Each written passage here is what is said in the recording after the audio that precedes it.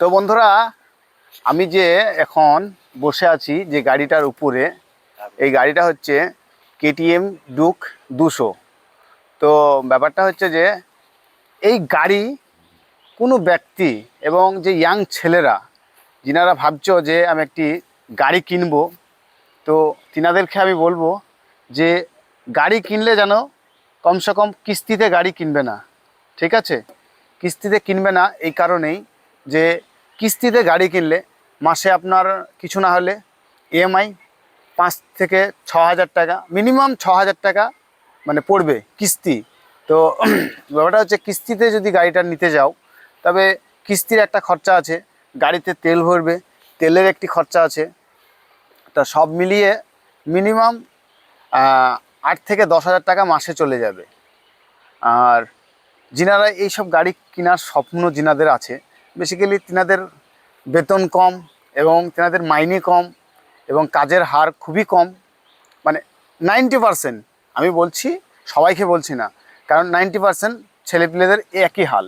তো বন্ধুদের পাল্লায় পড়ে এইসব গাড়ি কিনতে গেলে খুবই ভাবনা চিন্তা করে কিনবেন। এবং এই গাড়িগুলো আমি মনে করি যে যিনারা খুব ভালো একটা কাজ করে, ভালো একটা পোস্টে আছে, তিনাদের জন্য ঠিক আছে। কিন্তু এই যে সবচেয়ে বেশি রাজমিস্ত্রির লোকরাই এইসব গাড়িগুলো কিনছে, যিনাদের কাছে খুব টাকা পয়সা কম, তিনারাই কিন্তু এই গাড়িগুলি বেসিক্যালি কিনে থাকে। তো আমি বলবো যে এই গাড়িগুলোতে প্রচুর খরচা। একটা এই BS6-এর যেসব গাড়িগুলি বের হয়েছে, এই গাড়িগুলির দাম হাইফাই দাম, প্রায় 3 লাখের কাছাকাছি। এবং কিস্তিতে যদি নিতে চাও অনেক টাকা তো বেশি পড়বেই। মিনিমাম কিস্তিতে যদি 50 থেকে 60 হাজার টাকা ডাউন পেমেন্ট করলে আপনার চলে আসবে 80 থেকে 90 হাজার টাকা এক্সট্রা। তাহলে কত হচ্ছে? তাহলে প্রায় 3 লাখের 4 লাখের কাছে ধাক্কা, 4 লাখের ধাক্কা হয়ে যাচ্ছে। আর আরেকটা জিনিস, এই গাড়িতে কিন্তু সার্ভিসিং আছে। সেখানে 500 কিলোমিটার পর একটি মোবিল চেঞ্জ করতে হবে।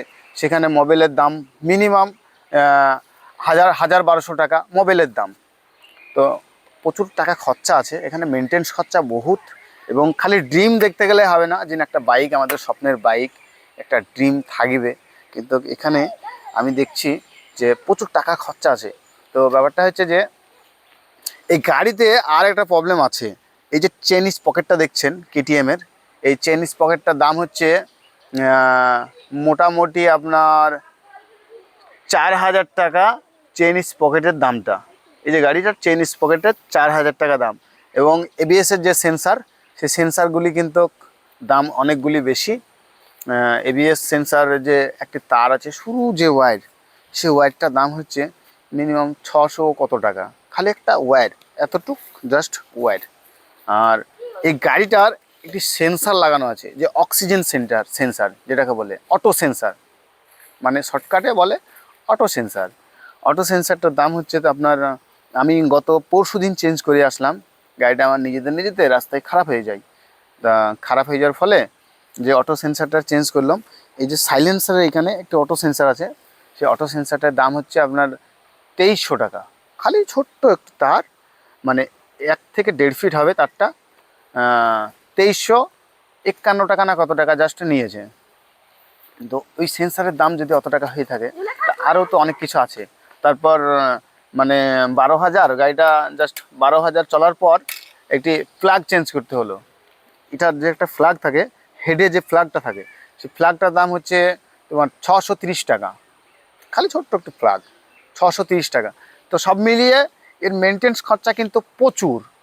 তো আমি বলবো যিনারা গাড়ি নেবে, তিনারা একটু ভাবনা চিন্তা করে নেবেন, কারণ এই গাড়িগুলো নিয়ে কিন্তু পরে তখন পস্তাইতে হবে। কারণ সারা বছরের খাটনি কিন্তু বেকার হয়ে যাবে একটি গাড়ির স্বপ্ন পূরণ করতে গিয়ে।